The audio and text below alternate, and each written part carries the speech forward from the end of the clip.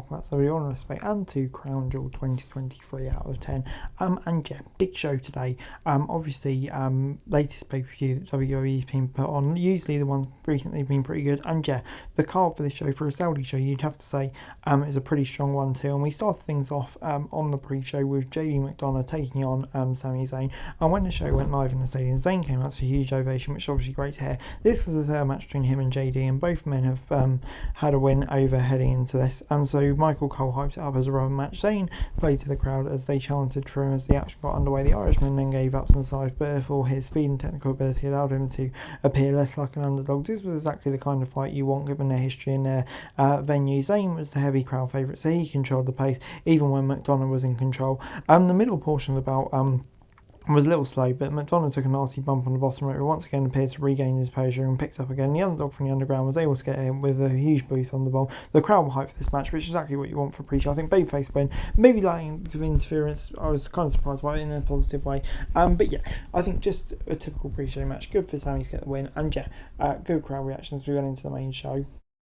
Moving on then to the World Heavyweight title match to kick off the main show, and after several minutes of video packages hyping up the show, Rollins made his way out to a chorus of fans sing along with his music. McIntyre came into the things looking right as he perceived the wrongs in his career, so he wasn't holding back. The contest kicked into high gear early and didn't slow down until it was time to start sending bigger bumps. The Scottish Warrior used his superior strength to control the champion. It wasn't one-sided. McIntyre had the upper hand most of the time, but had to deal with short bursts of Rollins' offense every now and then. This was a good job turning it into a David Goliath storyline, even though Rollins wasn't giving up that much in size and weight. His established back injury came into it a couple of times, so he had that working against him. Both men kicked out of each other's finishes as they worked towards the finish. It took a super kick, a pedigree and a stomp for the Visionary to finally keep Scott down for the 3 counts. As Rollins was sat down in the ring looking hurt, Priest came down to cash his Money in the Bank contract, but Zayn stuck to his word, stopping the Judgment Day, attacked him and ran off with his briefcase. So yeah, it gets 7 out of 10 for me. I thought this was a really good match, nice story throughout as well, teasing Money in the Bank cash, and I genuinely thought we were going to get it, but no, not quite yet. And yeah, I think building out attention for that creates a new storyline on Raw. So yeah, for me it works really nicely. It'll be interesting to see where we go with the Seth and Drew storyline now, whether that continues or not.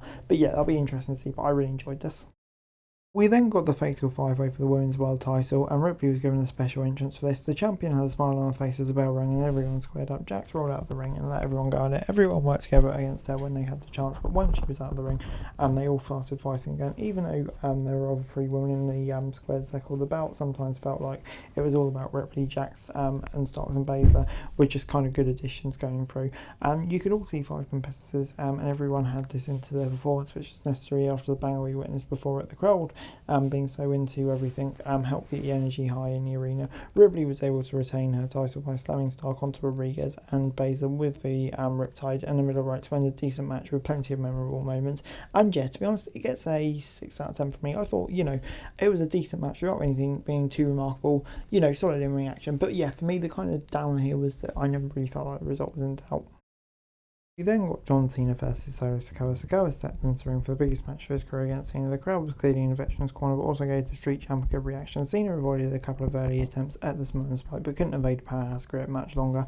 Sikoa began to systematically take his rival apart once he had the upper hand. Unfortunately, this match suffered a bit from the slow pace because it went on for too long like that. Cena would occasionally try to get in a few moves, but his attempts were stalled too quickly before the crowd got worked up. This match was clearly booked to make Sikoa look like a monster, and it worked, but the dominance makes no difference as the contest wasn't living up to his potential. But the last few minutes did definitely pick up once Cena stringed together more moves. Sikoa drilled in with 4 smaller spikes, but refused to make a cover and picked Cena up, hit him with several more spikes before finally getting a win. And yeah, to be honest, I really enjoyed it. It made Sikoa look like an absolute beast. Cena posting that picture of David Beckham at PSG on Instagram, his last game, so yeah, hinting at retirement. I think the way it's going in multiple angles, I really like it. Sikoa looks like a beast. Intrigue around Cena as well. Yeah, good stuff. It was then time for the US title as Rey Mysterio battled Logan Paul, but before that, The Miz tried to host an episode of Miz TV with Saudi actor and comedian Ibrahim Ajayi before Grayson Waller came out and tried to hijack the segment and turn it into a show. Waller ended up with a skull-crushing finale to win the segment and cement Miz as a babyface, which is an interesting move, but fun little move there, potentially setting off a feud. But yeah, Miz as a babyface, I'm not convinced, but let's give it some time. But after a few more videos, Mysterio and Paul would come out for their title match. The latter had a special entrance in a June buggy. You could see the look on YouTuber's face as Mysterio was making his entrance, and it made him look a little nervous, which is not something he's shown previously. They started with a simple exchange of holds and counters. You could see some improvements to Paul despite still being a bit green in places. But yeah, they were forced to work in a system way, of course, due to Paul's limitations, but they did a good job.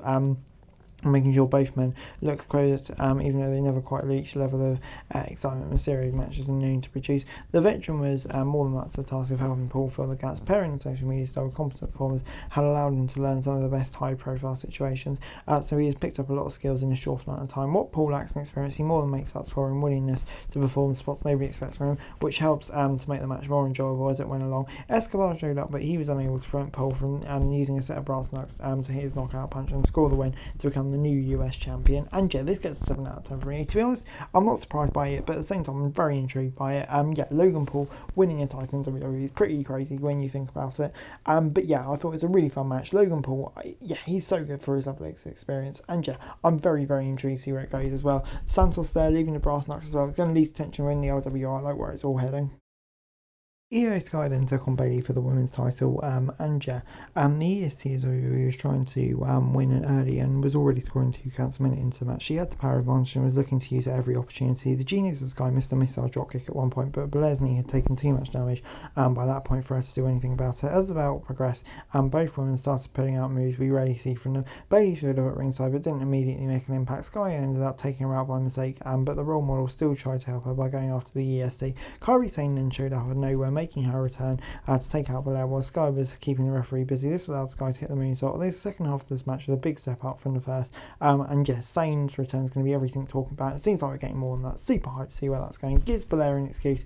And yeah, very excited for that. And where it all goes with damage control, etc., etc. Very intriguing. 7 out of 10. Before it's time for Damian Priest versus Cody Rhodes. Sami Zayn still had the Money in the Bank briefcase in possession for the time Priest showed up in this match, so he's only carrying the tag belts. The Archer of Infamy was in an understandably bad mood and looking to take it all out on Rollins before attacking him before the bell. The American Nightmare recovered quickly and started to take control, and they took the fight outside and Priest hit the reckoning on top of the announcers table, but when they got back between the ropes, Cody hit the crossroads to even the score. Finn Balor came to ringside and stretched the ref, so did JD McDon, so they could help Priest. Jey Uso showed up, took out the rest of the Judgment Day and drive them away with a chair. This show had a handful of matches of interference, so it started to play out a bit by that time. The contest was fine, if a little bit predictable though. Rhodes won after hitting 3 crossroads in a row, so yeah, that gets a 7 out of 10 from me. I thought, a predictable result, but added elements there. I don't know, maybe it was overbooked, but at the same time, kind of fits in the context and the storyline, so I'm not mad about it. I think Cody getting away and keep Damian under the radar. We've got that story with Sami now, so yeah, it all works nicely. 7 out of 10.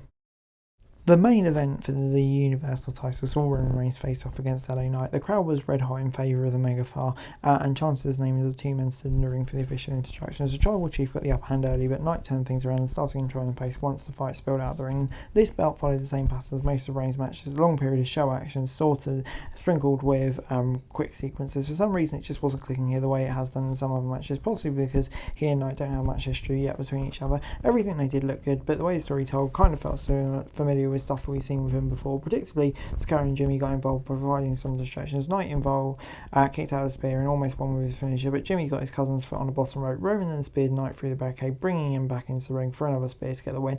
And yeah, I don't know why I can see the arguments like it was all Sami, and that definitely is true. I don't know, I still enjoyed it, to be honest, in a real way.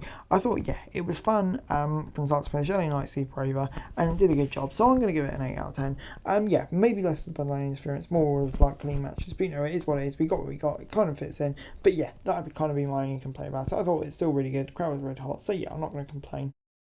Overall, WWE Crown Jewel gets a 7 out of 10 from me. I thought, a really enjoyable pay-per-view for WWE here. I thought, maybe it wasn't the most memorable pay-per-view of the year, the best pay-per-view of the year for me. Probably living in the UK, the start time helped. But I found it a really enjoyable few hours of wrestling, and definitely advanced the storylines and intriguing ways. So good stuff. But anyway, guys, that's the video. Thanks so much for watching. Like, share, subscribe, and subscribe for daily wrestling news and subscribe to the channel. It's going to be greatly appreciated. Thanks so much for watching. Peace.